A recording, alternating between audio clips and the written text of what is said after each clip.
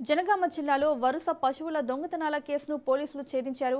గత కొద్ది రోజులుగా వ్యవసాయ బావుల వద్ద నుంచి బర్లను అపహరిస్తున్న వ్యక్తులను నమ్మదగిన సమాచారంతో అదుపులోకి తీసుకున్నట్లు పోలీసులు వెల్లడించారు. దర్యాప్తులో భాగంగా నిందితులను పట్టుకుని వారి వద్ద నుంచి దొంగతనాలకు వినియోగించిన అశోక్ లేలాండ్ వాహనంతో పాటు 7 బర్లు, నగదు స్వాధీనం చేసుకున్నట్లు తెలిపారు. స్వాధీనం చేసుకున్న ఆస్తి వివరాలను నమోదు చేసి తదుపరి విచారణ కొనసాగిస్తున్నారు. ప్రాథమిక సమాచారం ప్రకారం నిందితులు ఆంధ్రప్రదేశ్కు చెందిన వీర్ల వెంకట్రావు, చిత్తూరి గంగాధర్గా గుర్తించినట్లు పోలీసులు వెల్లడించారు. వారిపై కేసు నమోదు చేసి విచారణ చేపట్టినట్లు తెలిపారు. ఇటీవలి కాలంలో పశువుల దొంగతనాలపై రైతుల్లో పెరుగుతున్న ఆందోళన నేపథ్యంలో ఈ కేసు ఛేదనతో స్థానికులు కొంత ఊరట వ్యక్తం చేస్తున్నారు. జిల్లాలో ఇలాంటి ఘటనలపై ప్రత్యేక నిఘా కొనసాగుతుందని పోలీసులు తెలిపారు.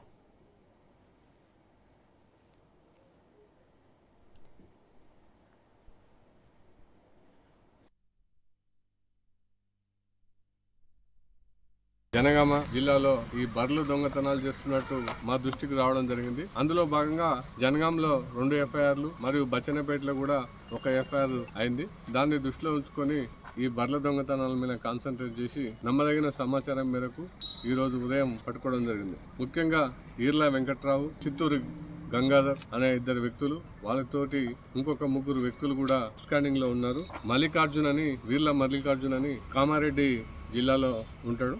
అతని దగ్గర ఈ బర్రెలని కూడా పెట్టడం జరిగింది. ఈ బర్రెలను కామారెడ్డి జిల్లా నుంచి తీసుకొని సిద్దిపేట ద్వారా ఇలా తాడేపల్లి, విజయవాడకు పోవడానికి వస్తుంటే ఈరోజు మార్నింగ్ అరెస్ట్ చేయడం జరిగింది.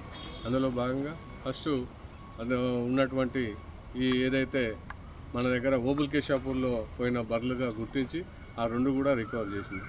అనంతరము ఆ రికవర్ చేసిన తర్వాత మిగతా బర్రెలు ఎక్కడ ఉన్నాయి ఏందని విచారించగా ఒకటి విచారిస్తే అందులో భాగంగానే సేమ్ అదేవిధంగా మల్లికార్జున ఇంటి దగ్గర 2 బర్రెలు, దూడ ఉన్నట్టు కూడా గుర్తించడం జరిగింది.